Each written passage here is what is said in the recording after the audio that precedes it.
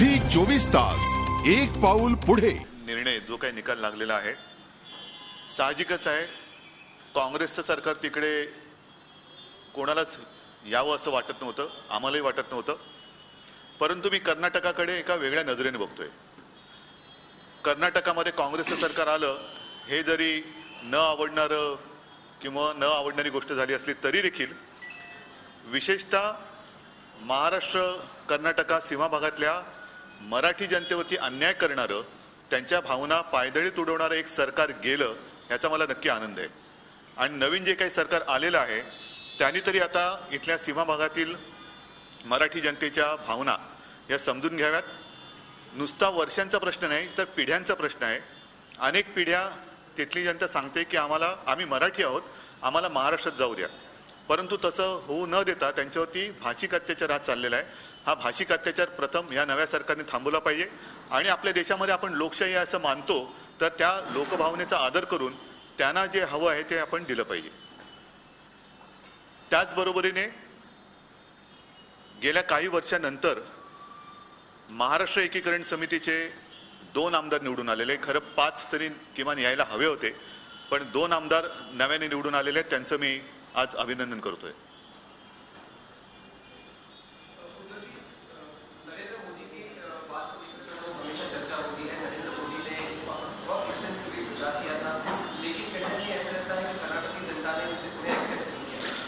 नाही, कर्नाटकातली निवडणूक हे एक परिमाण होऊ शकत नाही.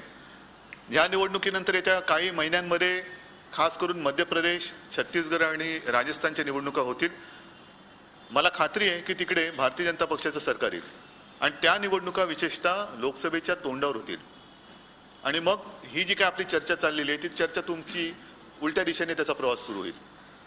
एका राज्याची आणि देशाची परिस्थिती ओळखून तिथली जनता मतदान करते हे तेवढंच सत्य.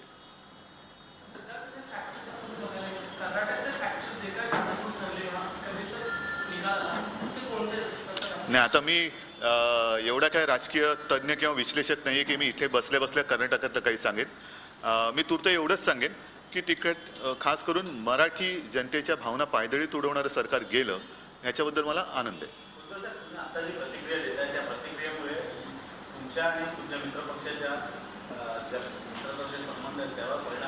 अजिबात नाही. नाही, मी भाजपचं सरकार होतं किंवा कोणाचं सरकार होतं याच्याबद्दल बोलण्यापेक्षा तिथले जे काही राज्यकर्ते होते, म्हणजे येडियुरप्पा होते, आणखीन दुसरे कोण मुख्यमंत्री आले, त्यांनी ज्या पद्धतीने तो कारभार केला, विशेषतः बेळगावची महापालिका बरखास्त करून तिथल्या महापौर आणि उपमहापौर ह्या महिला असताना देखील त्यांच्यावरती राजद्रोहाचे खटले टाकले. नवीन विधान भवन, आज खरं म्हणजे तो हा प्रश्न जो आहे तो कोर्टामध्ये, त्या कोर्टाच्या निकालाची अपेक्षा किंबहुना निकालाची वाट न बघता तिकडे ज्या पद्धतीने विधान भवन बांधलं हे फार संतापजनक आहे, फार संतापजनक आहे. आणि मी जी काय प्रतिक्रिया देतोय ती भाजपच्या विरोधात नाही आहे.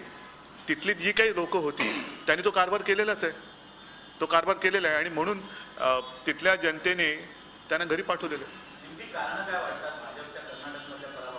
ना, मी मगाशी जे मी सांगितलं ना, मी काय तज्ज्ञ नाही की इकडे बसून तिकडे काय झालं हे बोलायला.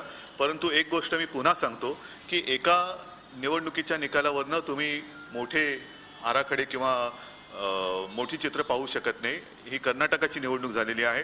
येत्या काही महिन्यांमध्ये इतर राज्यांच्या निवडणुका होतील आणि तिकडे मला विश्वास आहे की नक्कीच भारतीय जनता पक्षाचं सरकार तिकडे येईल आणि मग पुन्हा हे आत्ता आपण जी काही चर्चा करतो ती चर्चा उलट्या दिशेने होईल.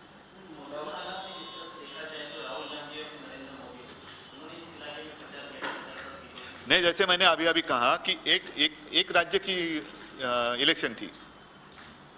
जरूरी नहीं कि सिर्फ कर्नाटक चुनाव परिणाम जो आए हैं उसके ऊपर से आप लोकसभा के नतीजे क्या होंगे उसका अंदाज लगा सकते हैं. आवश्यकता नहीं कोई. बाद में और चुनाव होने जा रहे हैं, खासकर मध्य प्रदेश है, छत्तीसगढ़ है, राजस्थान है और वहाँ की मध्य प्रदेश और छत्तीसगढ़ की सरकार जो है अच्छा काम कर रही है. राजस्थान में भी मुझे पक्का विश्वास है कि भारतीय जनता पक्ष की सरकार आएगी.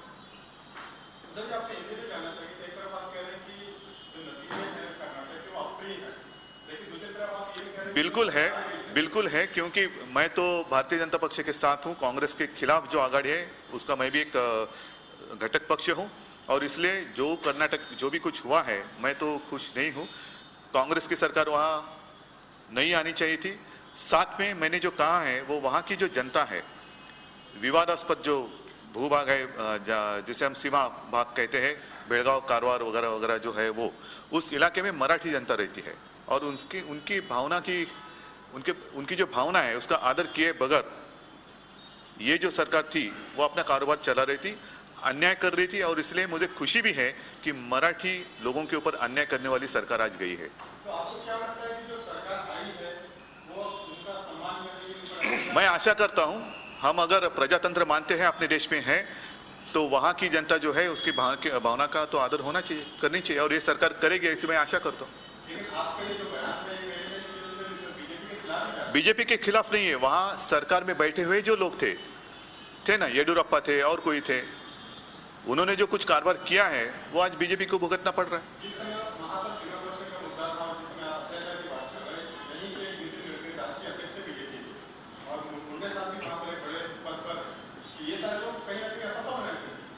नहीं, मैं और कुछ कहना ठीक नहीं मानता हूं। जो कुछ हुआ उसके ऊपर मैं मेरी टिप्पणी कर रहा हूं।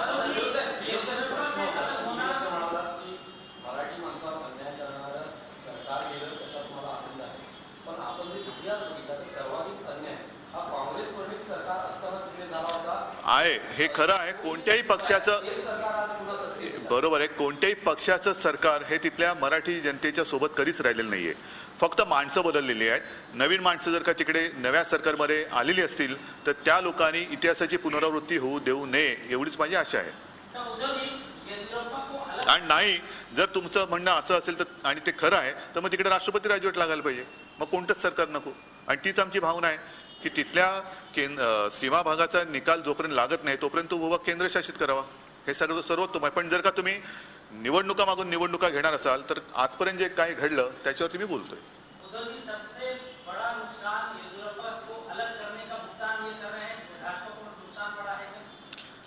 जैसे मैंने कहा मैं कोई तज्ञ नहीं हूं, वहां क्या हुआ कैसे हुआ यहाँ बैठे बैठे कुछ कहने वाला मैं कोई एक्सपर्ट नहीं हूं, तो वहां जाकर देखना चाहिए क्या हुआ।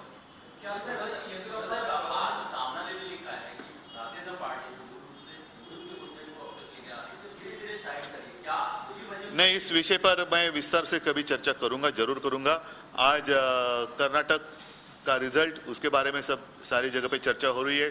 साथ में जैसे दोपहर में हम सारे लोग मिले थे, महाराष्ट्र में सारी दुकानें बंद है, एलबीटी का विषय है, तो हम तो मिलते रहेंगे। कल भी बात हो सकती है, परसों भी होगी। झी 24 तास एक पाऊल पुढे।